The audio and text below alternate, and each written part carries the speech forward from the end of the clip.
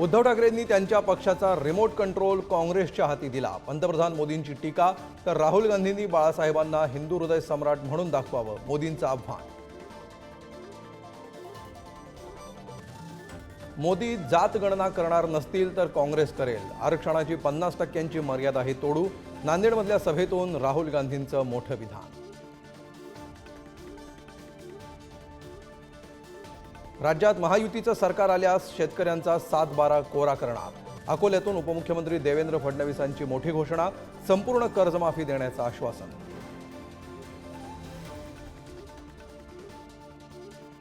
RSS ही दहशतवादी संघटना, काँग्रेस नेते हुसेन दलवाई यांच्या विधानानं वाद, भाजप युवा मोर्चाकडून दलवाईंविरोधात निदर्शनं। सांगली लोकसभेत बंडखोर विशाल पाटलांना काँग्रेसची मदत, बाळासाहेब थोरातांची कबुली, तर सांगली पॅटर्नबाबत ठाकरेंची मागितली जाहीर माफी। आमदार सदा सरवणकरांच्या कन्येचा अमित ठाकरेंवर निशाणा, माहीममध्ये मनसेनं एक पिक्चर रिलीज केला, प्रिया सरवणकरांचा टोला, तर राजपुत्रानं 5 समस्या मांडून दाखवाव्यात असं आव्हान। विधानसभा निवडणुकीसाठी भाजपकडून माझा बूथ सर्वात मजबूत अभियान, पंतप्रधान मोदी 16 नोव्हेंबरला राज्यातील 1 लाख बूथ प्रमुखांशी संवाद साधणार।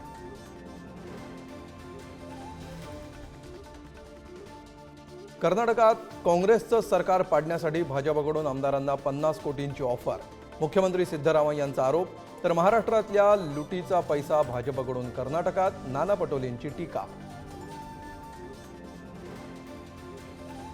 नागपुरातून 1,35,00,000 तर नाशिकमधून 41 लाखांची रोकड जप्त, निवडणुकीच्या पार्श्वभूमीवर निवडणूक आयोगाच्या पथकाची मोठी कारवाई।